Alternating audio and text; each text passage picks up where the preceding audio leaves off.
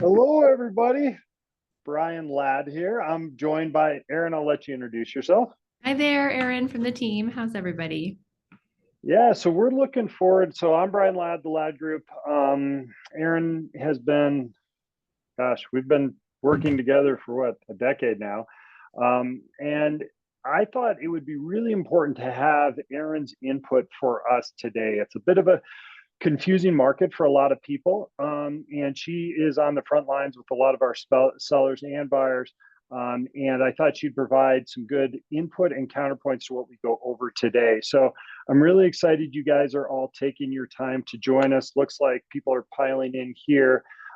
Couple different housekeeping items. Please use the chat. We're going to keep our eye open. I'm going to actually open the chat right now. To answer any questions you might have. We're here for you. I boiled it down today to, gosh, I think I've got about 15 slides, and that sounds heavy, but a lot of them we're going to go through relatively quickly. We want to be cognizant and respectful of everyone's time. Generally, our goal is to meet kind of the biggest sentiments that our buyers and sellers are having. And there's a lot of confusion out there in the market, and we're starting to see some bad decisions being made because of fear or confusion. And so, what we're going to try to do is kind of break through those headlines, hit you with the real data of what's happening in real estate here in Central Oregon. Why is it happening? And kind of how do we see this playing out? And hopefully, with that information, you can make some wise decisions on how to operate in this market. So before we get going, there's a little Menti pull in the top. We're post-pandemic. We all knows how to use QR codes right now. If everyone could just pull up their phone if they're on their phone and go over to that Menti code. And if you're doing the Zoom on your phone, I don't know how to get there, but it's menti.com and there's a code up there. We would love to see kind of your general sentiment. One word. How do you feel about housing today in Bend, Oregon? And that'll inform us to get us going in how we're going to talk about it. So about 5 more seconds. If everyone can scan that code up on the right and you can give us your input, that would be wonderful. And then if you could, Ronald, who's hiding behind the scenes here, he's going to share that screen here in just about 15 seconds. And hopefully that'll help demonstrate kind of how everybody's feeling. I saw in the chat, hey, I have to go to work. Can you send me the recording? And absolutely, everyone that's registered here, if you have to run, you'll get a copy of this. And then also feel free to forward that to anybody that you want to. But Erin, while we're waiting for Ronald to post those results, what are you hearing on the front lines from clients on a daily basis right now? Yeah, absolutely. I think he is posting the results right now. And what I see as the big word kind of in bold there is challenging. And I think that's absolutely what we're hearing. I see a little bit of uncertainty, stuck, stable. Certainly those are words. Confused, absolutely. I see mentions about interest rates, and that's still a concern ongoing. And I think one of the bigger things I don't see here today is kind of how is the kind of new kind of economic elements that are newly involved, how are those going to kind of affect housing in the next little bit, and tariffs among them for sure. So interesting.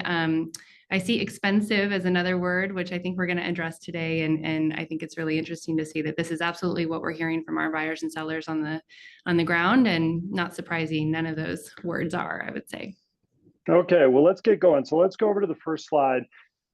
Erin, I'll jump in here. What I'd love is kind of your thoughts in the next couple slides, and then I'll turn the mic back over to you if that works. In general, because there's a lot of people that are confused on kind of what's happening in real estate. And I think it's kind of tale of a couple different stories. The top graph here is the number of sales. This is a rolling 12-month on how many sales are we doing in Bend on a yearly basis. And we were right around 3,500, 3,600 property transactions a year within our MLS. And that spiked up to about over 4,500. So we had about a 25% spike in number of sales during the pandemic.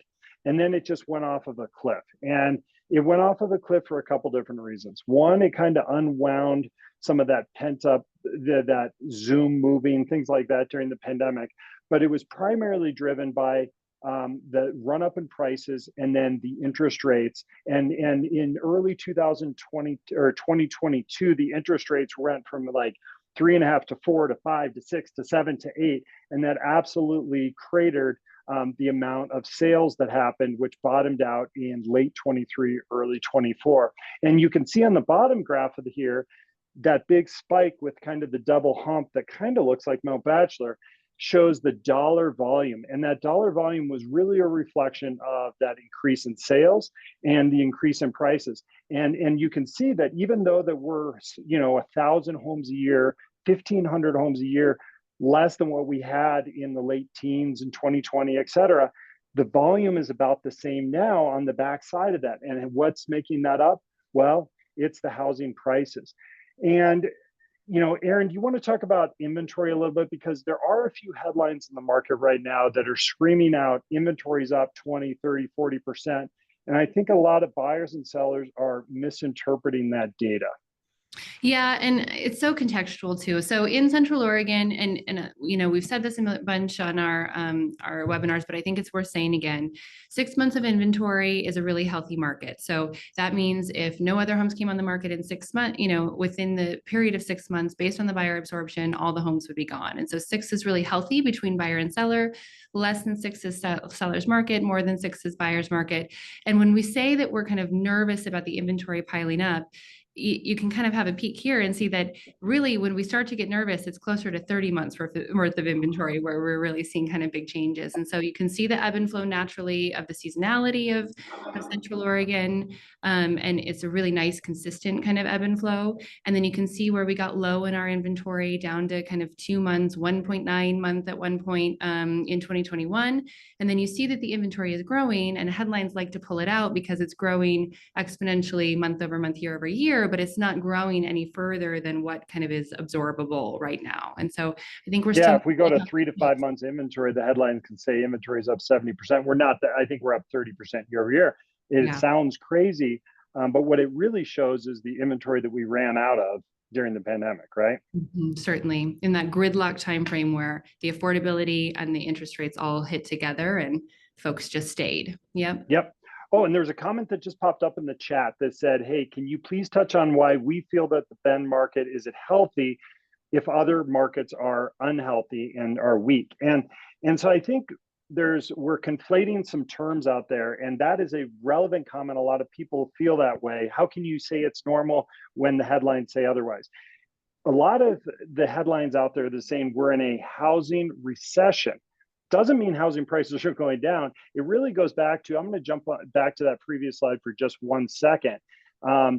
The amount of sales are down. And when housing sales are down 30, 40%, that's classified as housing recession, has nothing to do with price. And that really has to do with a couple different things. And we've gone over these in our past webinars, and I don't want to spend too much time on it. But we've never had such a low turnover of homes because a lot of people are locked into really low interest rates, 2, 3, 4%, and they don't want to sell. So we're seeing 2 to 3% of the housing stock turnover as opposed to 7 to 10%. And those people are going to be locked in for quite a while. And then new supply is still down. And then this is coming on the back of a 10 to 12 year drought of new home construction that is far below needs. So we're still chronically undersupplied in the market.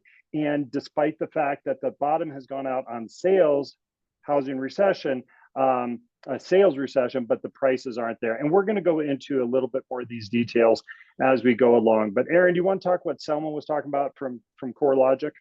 Yeah, so this one's really interesting. Home prices have mostly been moving sideways starting in late summer through the end of 2024. And that trend is likely to continue. And by sideways, we just mean stagnant or consistent, not going up nor down, and not seeing, the 4% appreciation that we're typically used to seeing year over year, and instead just kind of consistently maintaining. Yeah, and this graph is a perfect example, right, Erin? So what this is showing what the change in home prices is year over year on a month-by-month basis nationwide. And what this shows is that in those awful pandemic months, we were seeing 10, 15, 20% appreciation year over year. And then really 23 was the undoing of that, where price appreciation went down to 0 for a bit. And that's really where the Fed, if you go back, the downward fall in price appreciation was inverted against the Fed going from 0% overnight Fed fund rate to 1, 2, 3, 4, 5% in a matter of a couple of quarters. And then it kind of normalized out. And what we're seeing right now nationwide is we're seeing price appreciation of about 4% or so year over year. And that's very normal if you look at a long-term historical perspective. And I think what this helps show is that we're not in the craziness of the pandemic, but we're far from crashing. Price appreciation is still holding up, and thank goodness it's at a more normal level. So Erin, given that, where do we stand here with prices in Bend? Well, it's so interesting too. So pricing right now is right about 700. And I think this is one that helps kind of speak to the fear mongering headlines that we often see. So you can tell that if you were to say in a headline, prices have dropped in Bend 100,000, since the fall, that would be accurate, here looking at this report. But we have to keep in mind that this data is kind of month by month. And when we go back to the earlier slide 3, where we were showing how the inventory and the sales were down so much, we really can see that, the fewer sales are really, and if they're at a higher price, they are kind of controlling what this looks like in terms of the price and the median home value really strongly. So yeah, so we're about flat. Last time we checked, we were up about 1% year over year in prices. And that's on a rolling 6 or 12-month data. What we're showing today is kind of the month by month. And the reason we show that, we usually normalize that out because, they could, the Bend Bulletin will come out and say, hey, median housing price dropped $100,000 or 15% between October and November. That's a headline that allows people to not purchase. Now, the thing is, when you pull it in running 3 or 6 month data, prices are flat or even up a little bit. And that month by month is a really scary number to use. And the trends are showing what we're seeing nationwide as a pretty healthy, pretty normalized, pretty flat market. Now, the other really interesting thing that we're starting to see in the data in 24 and as we go into 25 is a more traditional appreciation pattern. So early in the pandemic, second half of 20, first part of 21 and into 22, what we saw is a real run on pricing in some of the markets that historically had not seen it. This was Florida, this was Idaho, there was a few other areas. This was Austin, Texas. These were a lot of the places where people were moving, not necessarily because of job growth. It was because of political ideology, lifestyle, moving to big cities. There was a couple different factors in there. And now what we're seeing is that now we're back to a more normal housing market. The price appreciation is strongest in the markets that we've seen traditionally for the last 10 or 20 years. This is California. This is Washington, D.C. This is New York. This is Boston. This is Chicago. And this is really what we've been seeing over the last decade. And it's kind of an undoing of what we saw in the pandemic. Erin, what you're looking at here, how does that apply to us here in Bend with some of these markets being our feeder markets? Well, it certainly matters. And, one of the things that we had talked about a lot is kind of whether or not there would be some undoing of our in-migration from Bend as people kind of gravitate back to the cities after lifestyle choices during COVID. And I don't think we're seeing that. I think the other element here is that, some of those traditionally very busy markets, but that took the largest hit kind of post-COVID, Las Vegas and New York among them, are now kind of coming back in full and then even, increasing over that. So I think that's interesting to see those markets, which we knew, had seen a bit of a downplay. Yeah, and Erin, remember we used to talk about, and I had a comment, I don't know where I got it. I was like, if California gets a cold, Bend gets sick. This is what we were talking about in the Great Recession of 2009, 10, 11. And I think once again, what we traditionally see is what happens in California and Seattle hits us in Bend about 6 months later. So if 2024 was positive price appreciation between 5 and 6%, generally what that does is that pushes people up and out for lifestyle reasons.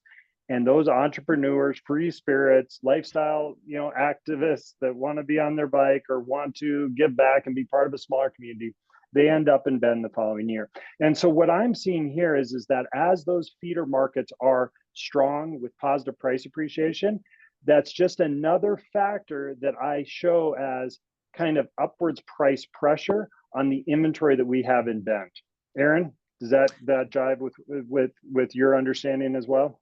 Absolutely. And then there's one layer there that I don't know if we discussed thoroughly enough, but that is that, certainly we're seeing kind of a big boomer changeover. And I do think we're going to start to see kind of some movement as that aging population starts to switch over as well. So we've got our eyes on that as it relates to these cities and their appreciation and kind of the cash out, move to the lifestyle town philosophy.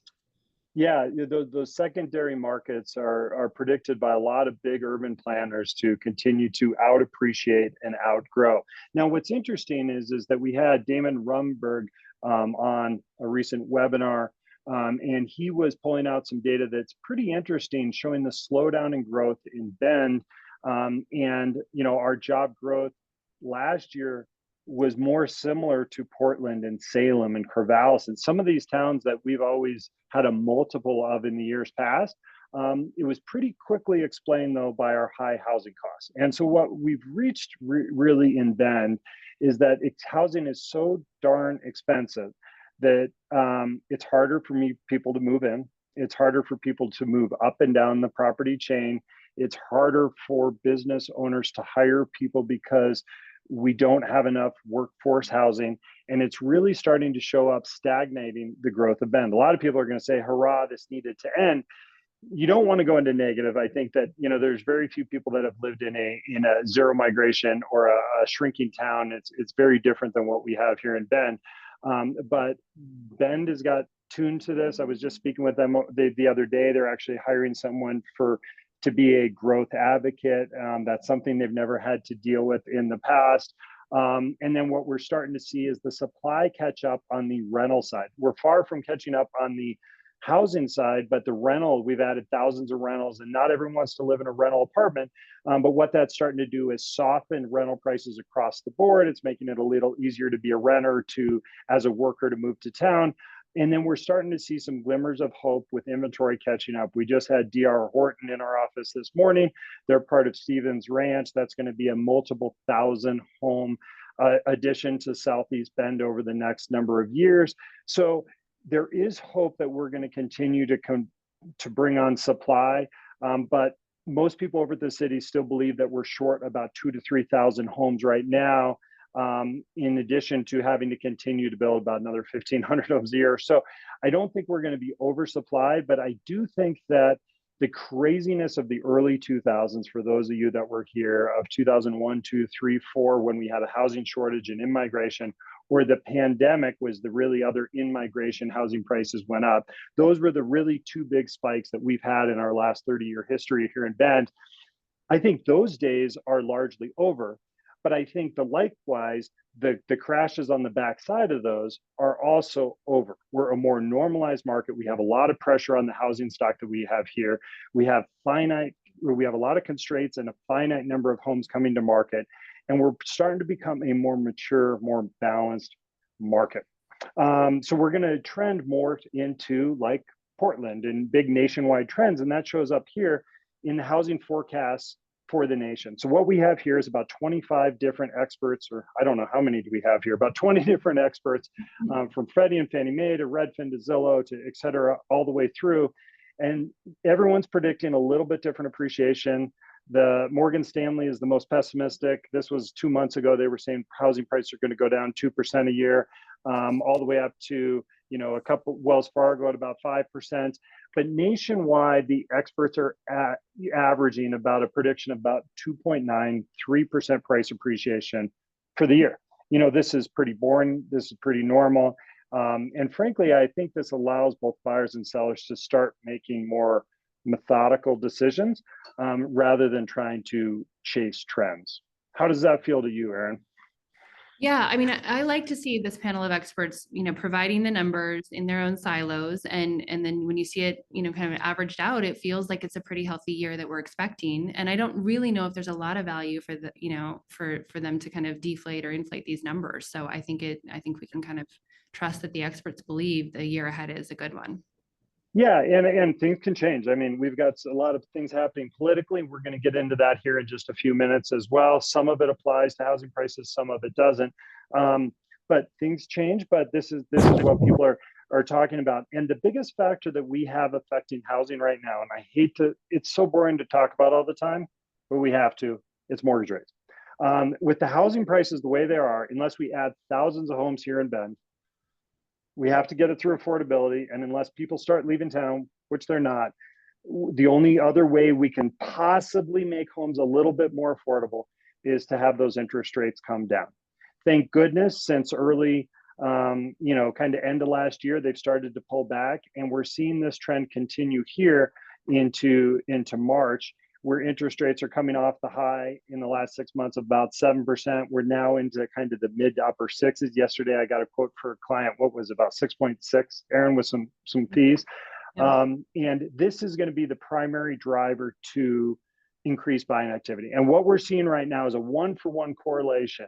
Interest rates tick down, buyers make offers. Interest rates tick back up, but offers slow down a little bit. And so what we're really, the tea leaves on this are not hard to read.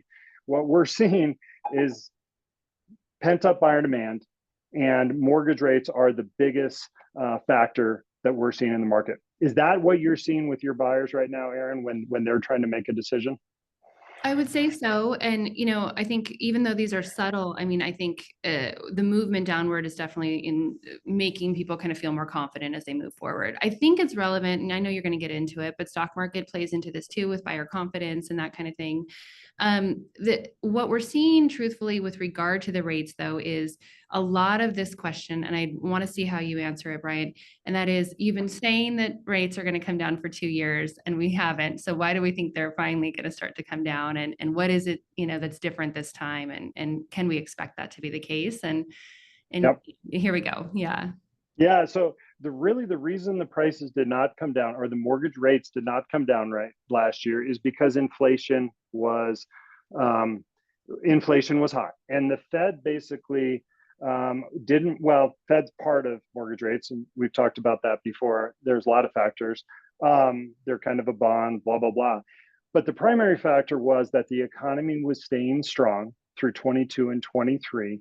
Inflation was going up, and they were trying to break that pandemic cycle of inflationary pricing, and they were doing that through high interest rates. And the longer that inflation stayed high, they had incentive to continue to hold interest rates high.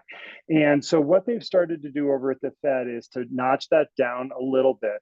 And what we're seeing right now is, so far, the inflation is holding true this year. We just got the February data. It was about 2.7,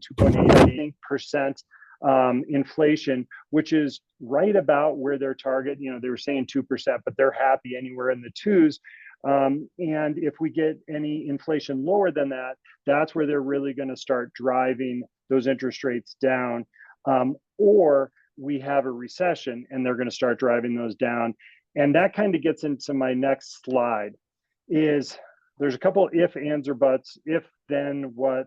But a lot of people are saying, hey, these tariffs are going to shatter our economy, right? Everything's unstable. So I think we can pretty much agree that these tariffs are disrupting the economy. This is where, and then what we have to do is start getting a little bit out there with conjecture. But if tariffs disrupt the economy, and if that disruption leads to a recession, which is possible and in some people's opinion, probable, the big question is, what happens to housing? And because a lot of people are saying, hey, I'm hearing some pretty darn scary headlines. I don't like the tariffs that are happening. What is it? Why would I buy a house right now? And so we're saying that your buying and selling decisions should be yours alone. We don't want to try to convince you. But what I want to do is provide a little bit of historical context on really what a recession does to housing. Because when we ask a lot of our clients, all of a sudden that recession word has made it back to the headlines. It was there a couple of years ago, but never really happened. But it's starting to creep back into the headlines. And this is how they feel. And we were actually just talking with a client not too long ago where they were saying, hey, we might completely change our plans. We may turn into renters, and so there's a lot of things swirling in people's head right now. And I'm going to take a step back, and we've addressed this a lot in the past.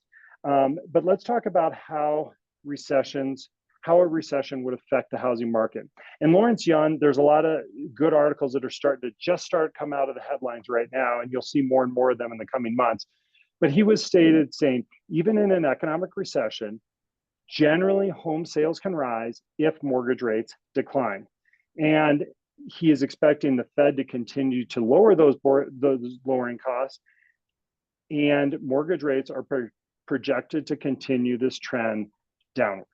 And so what the head economist for the National Association of Realtors is very clearly saying is that he feels that even during an economic recession, that house prices can and probably will rise. Now, this is something, I excuse the takeaways on the right. That was, I brought this over from a previous presentation, but let's focus here on the slide in the middle. This is what happened to housing prices during the last 6 recessions.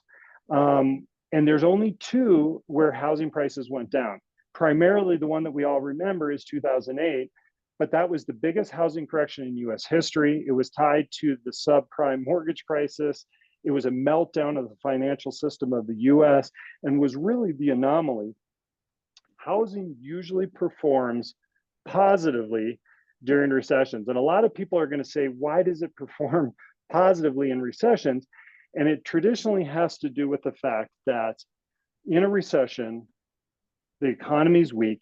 To spur spending, the Fed drives down interest rates to encourage business growth and consumer spending. And when you drive down interest rates, it drives down mortgages, it drives down the cost of home acquisition. And traditionally, like the one we saw in the early 2000s, the one we saw in 2020, the one with that 2020 was really only a quarter, but in the early 80s, as you drive down those interest rates, housing generally starts appreciating. The caveat to this, and I don't want to get into too in the weeds here, is there are scenarios where you can get into stagflation, where costs are high because of things like tariffs, but economic output is low, and they can't really bring down the interest rates because everything is already expensive. So interest rates are high, cost of goods are high, and economic is low. And that's more like what we saw in the 70s. I was still a kid at the time. But that is an unlikely scenario, but that is starting to get out there a little bit. The other part that I want to go ahead, Erin. Well, I was just going to say 2 things. So not only is it that, home sales perform well, but actually they're the emergent industry typically in a recession, right? Kind of the first thing that starts to pull things out. I know you've said that, often, and I think that's really interesting to know. Then I wonder if you might, and this might be getting too in the weeds as well, but kind of talk through kind of new home prices and how that will affect, and maybe we get to it in a couple of slides, but. Yeah, so we're in a scenario right now where new home pricing has a lot of upward pressure. We have constraints on land. It's really hard to buy land. It's really hard to get it entitled. It's really expensive to get all the utilities there. We have more planning costs than ever. Banks are not wanting to lend on it. Lending and partnership costs are high. That's even just getting the dirt out in front of the construction. And now we're talking about tariffs, which are going to drive up housing costs. They're saying nationwide $7,500 to $10,000 if these tariffs do go through. And some people are saying it could be multiples of that. And so when I see all those factors coming together, that's another factor that is continuing to push prices up from below. And then generally when new home prices go up, there's more demand on the used prices, which kind of puts upward pressure, kind of pricing support, pricing pressure on the housing stock that we have, and it makes new construction more and more expensive. And go ahead. Which really reduces our fear of oversupply, right? And isn't that true? Yeah. Yeah, I mean, it becomes one of those things that, so new home prices and used prices, kind of go together, but there are times where they spread a little bit. And we could be going into one of those times where new home prices start to go up dramatically. This is where, I was in a Chamber of Commerce meeting yesterday with a bunch of different contractors, and all their suppliers are freaking out over the tariffs, and they're getting massive price increases, even just based on that they might happen. And so they're going to start passing those, costs along to the consumer, which is the builder, which passes it along on the sale price of the home. So if this does happen, we could see pretty big price increases on the cost of the new homes because builders can only absorb so much. A lot of people think builders make 20, 30% margins. Nationwide, it's somewhere between about 7 and 9%. So they can absorb a couple percent, but they can't absorb a ton. And so generally what we see is that, you know, if all these materials go up in cost, the new home prices are going to get to be more and more expensive, and there's going to be a bigger gap between resale and new in the year to come. Fair? Yes. And then the other one that I don't, we're about done. We've only got a couple slides left. But the last one that a lot of people are saying is, hey, if the stock market crashes, what is that going to do to housing? And I used my good buddy Chat GPT the other day and tried to dive deeper into and normalize different data sets. And if you look at the left graph, I put the S&P 500 in blue, and I put the home price index for nationwide in green. And what it really showed is that housing prices don't really have much to do with the stock market. They continue to chug along, and the stock market can go up, the stock market can go down. Housing prices generally have more to do with supply, demand, and a lot of those factors are unemployment, economic growth, wages, mortgage rates, things like that. And the stock market really only is an ancillary thing that maybe is correlates a little bit, but it really is not a factor. So a lot of people are saying if the stock price goes down, the stock market takes a 10, 20% hit, which we just did, our housing price is going to go down. I say no. The difference is what I started to do is I pulled up along this second graph on the right where I said, okay, only use the data set of luxury home prices. And I defined that through AI as 2 times the median price. So if the median price in Bend is 700,000, use it $1.4 million and up. And what this showed, and this was nationwide data, please put a huge asterisk on this. I haven't had it verified. But what it shows is there's a really tight correlation to what happens in the stock market and what happens to luxury home prices. And so what we see is this on the ground is that luxury home prices are a lot more variable. When someone has a stock portfolio worth $5 million and it goes down to $4.5 million, they feel it. They may, they may feel less, excited about buying a $3-4 million home or whatnot, because no one needs to buy a $5 million home. But if your stock portfolio is doing well, there's a big wealth effect mentally around that. And what we see is it's a lot more variable. Am I saying that because we had a 10% pullback in the stock market that we're going to see a 10% pullback in housing? No. And if you look at a lot of this data, but it sometimes affects it, and it'll be more in kind of the emotional behavior of the buyer or seller. So there's just more variability. There's a lot more variability in buyer sentiment between February and March and April and September on what's happening in the stock market in luxury prices, but normal prices are not as affected. Erin, is that kind of a fair way to put, a definition around that? Well, and I think your point that it's more of a discretionary purchase is really relevant here, because it's like, they don't have to. If someone at that luxury level does have to move, then, they're less, swayed by kind of what they're seeing immediately. But if it's more of a discretionary purchase, then we definitely sense that the confidence of the buyer goes down, and therefore they kind of hit the brakes. So we see that on the street for sure. Yeah. Yeah. So to kind of simplify the thousands of words that I just blurted out, does a recession equal a housing correction? No, not necessarily. And in fact, the data kind of supports traditionally housing prices usually performs and helps lead the economy out of recessions. And does a correction in the stock market necessarily have to do with a correction in housing prices? And it's no, not necessarily. Before we see a pullback in prices, we need to see a huge oversupply. We need to see unemployment go through the roof. We need to see wages go flat or negative, and mortgage rates to go way back up. And while we're getting less comfortable, or we're comfortable now with the 6-7% mortgage rates, people are talking about how fast they're coming down. Nobody's talking about them going up. So we're in a really secure world where, there not many people are expecting interest rates to climb from here.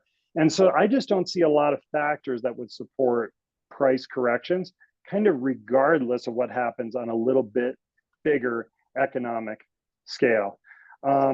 Erin, this was another comment from, who was this from? This was, I think Lawrence Young had this comment, but do you want to take this one? No one should underestimate the pent-up demand of housing across this economy. And I think we agree. I mean, we have seen an Yeah. uptick in Q1 for sure. And I was kind of hearkening back to when we did the kind of pre-election webinar, and we were talking about how in, Q4 of an election, presidential election year, every time, there's kind of a pullback of activity, and then it all comes roaring back, kind of post inauguration. And we absolutely saw that. But I think that it's bigger than just that at this point. I mean, we're sensing that it's kind of just in general, this demand that's been holding. And then as rates start to just kind of eke down, and as people start to just get tired of being on hold for 3 years plus, we're seeing a movement. And so I would agree with this for sure. Yeah. Well, wonderful. Well, we're just about done, but I'm going to have the last thing that I kind of alluded to before, and I don't want to get too spun out on this. I think one of the risks that we need to watch out for is stagflation. And that's really the most likely scenario that we enter stagflation is if these tariffs keep coming and coming and coming, and it creates expensive prices of goods, which is inflation, but that's combined with a weak economy, we fall into that dreaded S word of stagflation. This is a pretty rare occurrence. This is kind of what happened in the 70s where interest rates were 13, 14, 15%. Where really the Fed can't bring down interest rates much because that is going to drive up the cost of goods even more. So they kind of run out of levers to kind of control the economy because the economy is weak.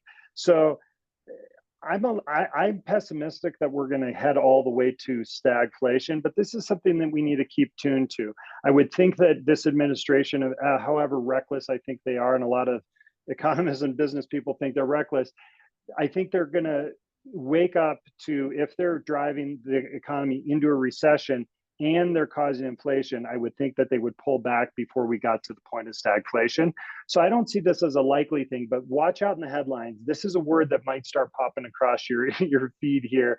But this is the one that could kind of put a little less validity in the beliefs that we just went over the last 30 minutes or so. And then I'm going to close with rapid fire questions for Erin on the buy and sell side. And this is where I'm looking at all the participants here. I would love to see your comments pop up and have some additional questions for her. But Erin, you're in the hot seat. Here we go. Uh-oh. So we didn't practice rapid fire concerns. This is what our buyers are saying. One, they have concerns with affordability because of high mortgage and housing prices. How do you address that? How do you, alleviate that fear?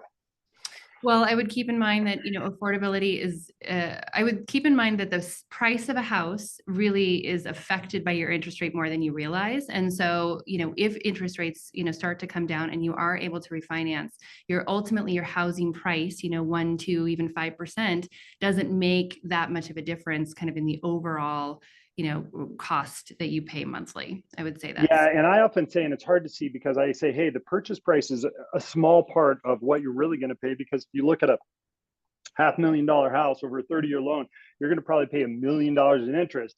And more of like, if you can catch a downward trend in mortgage rates, or that's probably going to have an impact of 50, 100, 150,000 over the life of your ownership, rather than trying to wait for another $20,000 correction on the housing price, things like that. That said, we sympathize with you. Homes are expensive, mortgage rates are expensive, but what we would encourage you to feel is, as a buyer, if you're waiting for everything to be in a perfect situation, there's a lot of other people that are waiting for that same scenario. And as interest rates come down, other buyers are going to enter the market too. So I think there's going to be a lot of people in lockstep with you that are going to be competing if you're all waiting upon the same assumptions. Fair? Okay, second one, Erin. Okay. Have it. Limited inventory. The home I want is not available right now. What do I do? Well, first, I would say, are you paired up with the right broker? Because there's more inventory than you think in the kind of office exclusive sector. But secondly, I would say, what constitutes right and what's not right about it, and are we close enough? And so I do think there's kind of this analysis paralysis that happens with buyers, that it's not perfect, and basically that's fear-based. Oftentimes it's like they're really actually afraid to make a move, afraid to admit that they're afraid to make that move, or feel like they're going to be stuck because prices will stay stagnant and they won't be able to kind of ultimately sell it. And so I think good enough often needs to be the discussion of not everything will be perfect. Yeah. Yeah, a lot of we've unfortunately seen a lot of clients that wait for perfect, and they wait so long they kind of price themselves out of the market. And we definitely don't want people ever buying a home they can't afford, ever buying a home when they don't have a long-term horizon. When people are trying to buy homes and they've only got a year or two or three planned here and bend, and it's straightening their margins, their budgets, we're often the ones saying, "Please stop, don't buy." But when you're trying to buy long term, and you have a longer term price horizon or a horizon in the market, often it's available to get in with good enough, and then sometimes you can move laterally in the market over time, because everyone's waiting for the forever home. And I'm going to tell you, Erin, I built my forever home 3 times, and I know so I've sold them twice. you're not moving me out of this one. But that said, you probably will one day. So a lot of people always go into it saying, "I'm buying my forever home," and we're going to say, "Hey, yes and no. Average home ownership is 7 years, so um, maybe good enough for the next 5 years is good enough to get your foot in the market." Last buyer concern right now: will I ever buy? Am I always going to be a renter? I guess it's kind of part of the previous one, but Yeah, I think this is fear-based too. And I think that means you haven't talked to a lender, because I think there's absolutely 3%, commitment options right now. You don't have to have the down payment you think you do necessarily anymore. There's okay. creative ways. There are, if you're a physician, there's creative physician loans. There's lots of kind of opportunity out there right now. And so if the issue is down payment, that's, I think, pretty fixable. If the issue is, I don't know what else the issue would be. Fear, is the Yeah, other. it's fear, and it's big Yeah. high housing prices, and and I think what it is saying, I don't want to make a mistake, right? Mm. And so what we're not saying is the housing market is far from perfect, but I've been through the biggest housing correction in history in the U.S. The housing recession in 2007-8 was a bigger correction in pricing than we saw in the Great Depression in the U.S.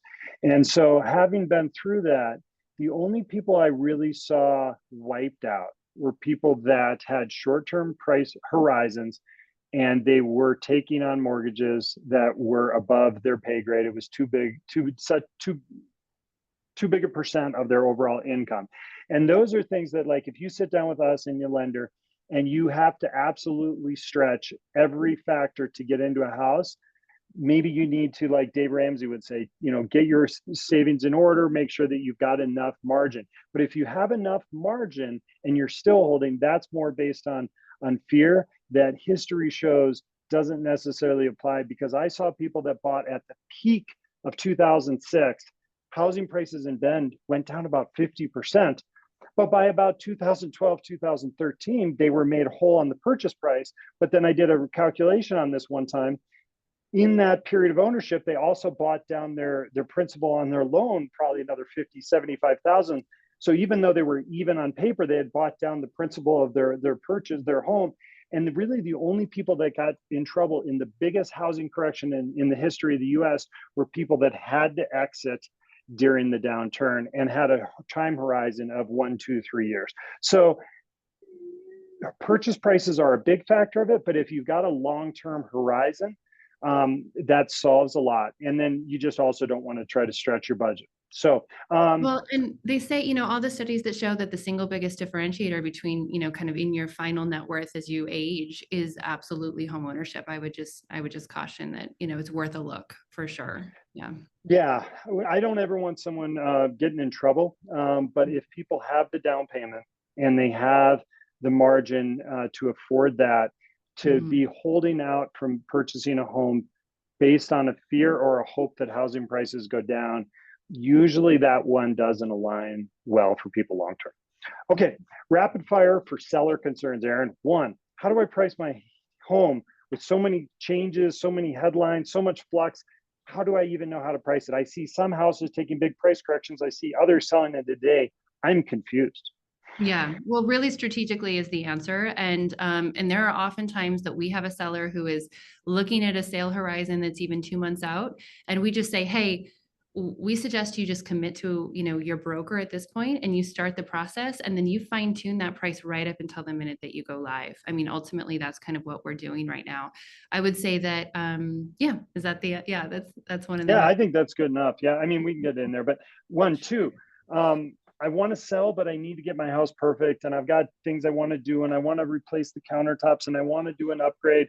And I'm just not sure I'll get there in a couple months. What should I do? Well, in the state of the market, the one that we have just put out, that's just kind of literally hot off the press and is in mailboxes, this week. We do have a section that speaks to kind of highest ROI, investments in the home. And so I think that's an important article to probably read. I don't think you meant to tee that up, but that worked out well. And so I would say, not everything is going to be a one-to-one, and we would hate to have you dump money in, if you're not going to ultimately get the return. I also think this is probably a fear-based analysis paralysis thing a little bit. The house does not have to be perfect. It has to be, well presented and well prepared and clean and nice. And we can help you do that. And we've got all kinds of, tools to support you in that. But, but I would say that done is better than perfect, right, Brian? That's your favorite. Yeah. And the other thing that I want to, when I show them on the graph, clients don't believe me. You don't get your monies back on most things. If you remodel your kitchen, you get about 75% of it back. If you remodel a bathroom, about 50%. So a lot of people think that if they go add those things that they're going to get their money back. They're not. Where you get your money back is paint, cleaning up, fixing windows, maintenance. It's everything for touch and feel, so that when someone goes and looks at your home, they don't have a list running even before they get inside of all the to-do lists that they're going to have to fix that the previous owner did not. As soon as you get to that level, it's time to go to market. Because if you're, and I hate to break it to you, if you remodel the kitchen exactly the way you like it, 75% of the buyers are not. They're going to have their own vision for it anyways. So I'm adamant about this. Don't do anything that has the word R in it. It's not a remodel. You do fix up, clean up, and get ready for the market. That's where you're going to have your highest ROI, and everything else is just for you if you want to live in the house. But it's not for you to sell the home unless it's a really outdated home, 1950s previous type of thing. But anyways, last one. When should I sell? I'm confused. I have two answers on this. One is when it's right for you. And so absolutely don't sell based on headlines or fear or anything like that. But my second answer would be spring, and it's usually earlier than you think it's going to be. And so the answer is kind of now, because if the peak pricing based on just true data, the peak pricing is in June, July, you need to be, 30, 60, 90 days ahead of that, getting the house ready and getting on the market. So yeah, in summary, a lot of people think June, early summer is the peak. That's the peak closings, which means that the most of the sales happened in April, May, and most of the listings come on in May or April, which means if you don't want to be competing everyone and you want to be have a probable sale, it's probably March or early April now. And so most sellers are late to the market, 30 to 60 days, and then they're caught up in higher competition. And then generally their price per square foot is less than the homes that come on the market in February, March, and April. So if you're a seller, it's go time. If you're a buyer, you're about to come into the next 60 days of the highest inventory of the year, generally. And so be ready, and we're here to support you. But with that went a little long. I'm sorry. That was over 45 minutes, Erin. That's what happens when you give Ladd 3 cups of coffee. and talk about tariffs. Yeah. I only went a little bit. Well, wonderful. It looks like we still have people here. I don't see any other questions coming in. Thank you for attending today. We'll send a copy of this to you. Please reach out to us anytime. And we appreciate your time today. Cool. Thanks, Erin.